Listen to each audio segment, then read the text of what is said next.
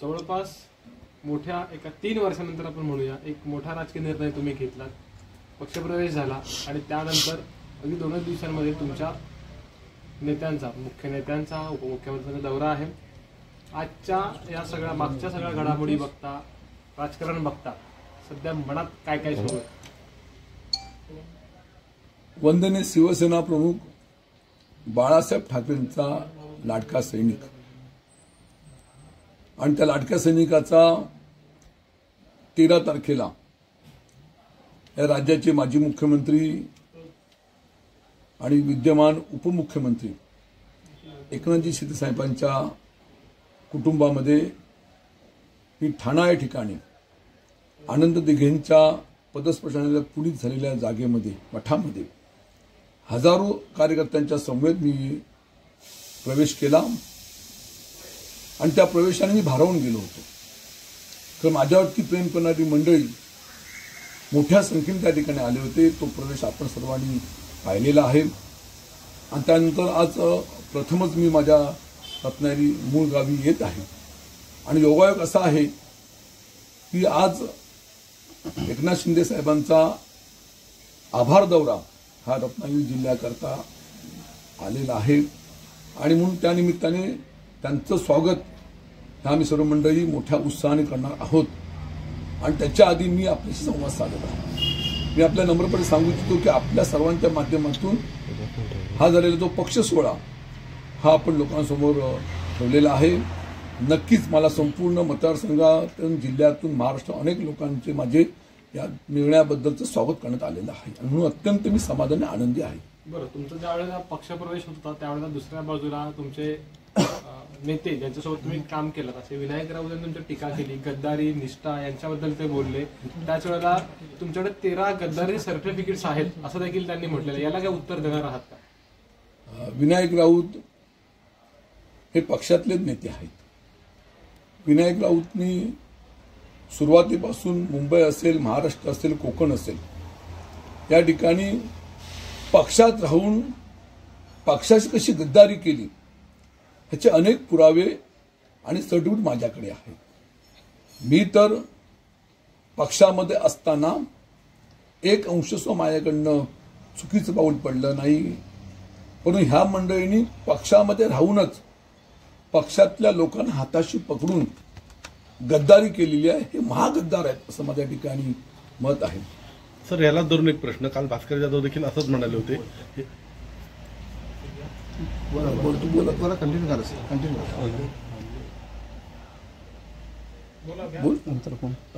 पक्षात राहणारेच गद्दार आहेत आणि त्या गद्दारांना काय म्हणायचं असं शिवसेनेचे नेते भास्कर जाधव यांनी जो मुद्दा आपल्यासमोर उपस्थित केला, पक्षात राहून म्हणणारे गद्दार हे महागद्दार, म्हणजे त्यांनी स्वतःला सर्टिफिकेट दिलेलंच आहे, वेगळं सांगण्याची काही आवश्यकता नाहीये। साहेब, आज उद्धव ठाकरे गटातील काही पदाधिकाऱ्यांची हकालपट्टी केलेली दिसून येत आहे। तशा प्रकारचं पत्र सुद्धा जारी झालेलं आहे, विनायक राऊतांनी काढलेलं आहे। आपण याकडे कसे पाहता? मी आपल्या माध्यमातून ही माहिती माझ्यापर्यंत पोहोचलेली आहे। मगाशी मी उल्लेख केला महागद्दारीचा।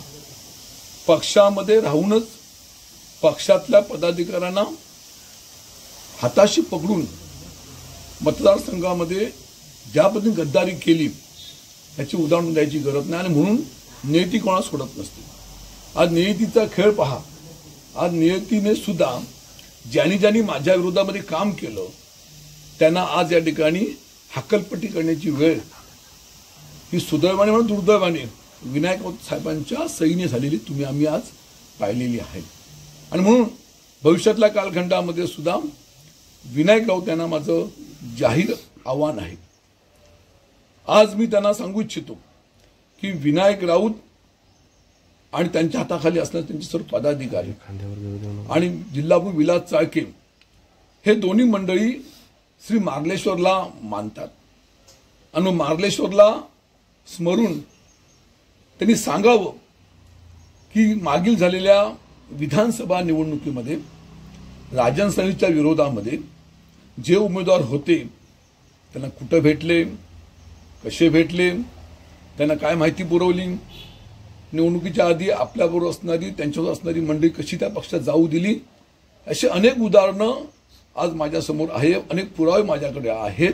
आणि त्याबरोबर महाराष्ट्रामध्ये असेल विधानसभेच्या निवडणुकीमध्ये सुद्धा कसे कसे उमेदवारांकडनं पैसे घेतले, कशा कशा पद्धतीने त्यांना इतरांना मदत केली, ह्याचे अनेक पुरावे, अनेक उदाहरणं महाराष्ट्रातल्या अनेक उमेदवारांनी दिलेले आहेत. ह्याच्यापेक्षा काय पुरावा आहे? आणि म्हणून जाहीरपणे त्यांना सांगतो की तुम्ही आणि तुमच्या नसलेले जिल्हा विलास चाळके आणि मार्लेश्वरच्या चरणी जाऊन शपथ घेऊन सांगावी की आमच्याकडनं चुकीचं काय झालं नाही, हे जनतेला माहिती आहे. आणि मी स्वतः याआधी सांगितलं आणि पुन्हा एकदा सांगतो, त्यांनी माझ्यावरती जी 13 सर्टिफिकेटचा आरोप केलेला आहे, त्या आरोपाबाबतीत सुद्धा मी मागेही बोललो होतो, पुन्हाही बघतो की राजन साळवी या असलेल्या समोर राजकीय कारकिर्दीमध्ये मी स्वतः धुतपापेश्वर असेल, त्यांचं आमचं मार्लेश्वर असेल, रजनाचा भैरीबुवा असेल, त्यांच्या चरणाशी येऊन तिथलं फुल उचलून सांगायला तयार आहे की माझ्या आयुष्यामध्ये याआधी कधी मी चुकीचं काम केलं नाही, हे जाहीरपणे मी आव्हान देत आहे. सर, आता तुम्ही ज्यांच्यावर टीका केली, म्हणजे सांगितले आरोप केलेले आहेत विलास चाळके वगैरे, ते आता तुमच्याच जोडीला येऊन बसणार आहेत. मग ही कटुता भविष्यात संपणार का? माझ्या माहितीप्रमाणे विलास चाळकेंची हकालपट्टी केली असं पत्र आम्हाला पाहायला मिळालेलं आहे. ते शिवसेनेमध्ये किंवा आमचे आपले शिंदे साहेबांच्या नेतृत्वाखाली असलेल्या पक्षात प्रवेश करतात ह्याची मला काय माहिती नाही. आजच करतात ते प्रवेशाची मला काही माहिती नाही. पण समजा ते पक्षामध्ये आले, पक्षामध्ये काम चालू केलं, तर निश्चितपणे पक्षाचे जे प्रमुख आहेत एकनाथ शिंदे साहेबांनी ज्या सूचना दिलेल्या आहेत त्या सूचनेप्रमाणे आम्ही भविष्यात काम करू असे मला इथं मी अभिवचन देतो. काल संजय राऊतांनी तुमच्यावर खालच्या पातळीवर टीका केली आहे, गांडू म्हणजे काय केलेलं? गांडू राजन साळवी गांडू आहेत असं? राजन साळवी हा गांडू नक्कीच नाहीये.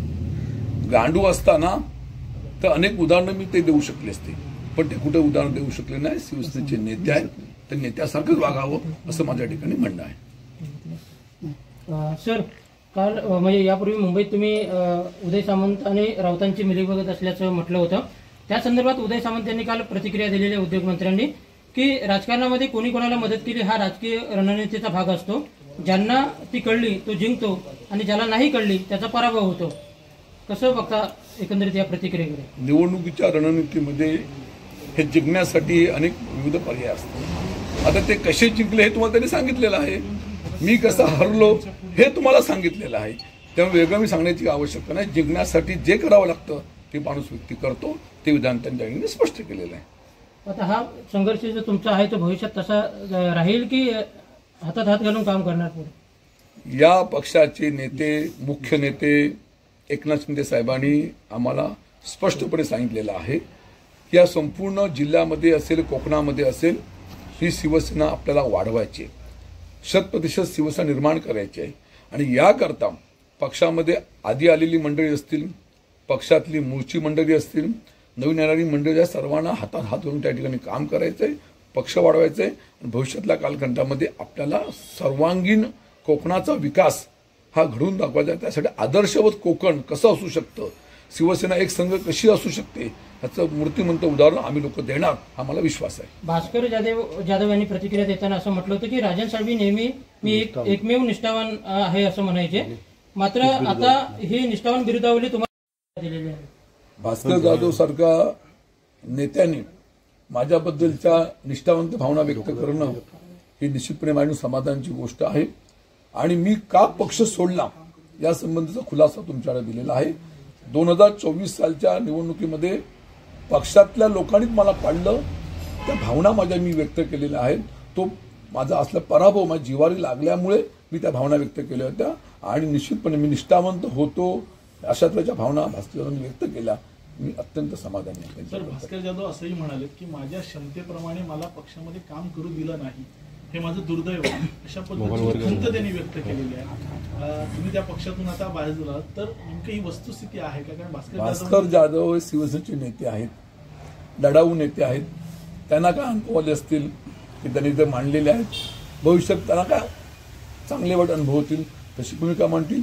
मला जे अनुभव आले त्या अनुभवाच्या आधारे मी आज या पक्षामध्ये येण्याचा कुटुंबाचा निर्णय घेतलेला आहे.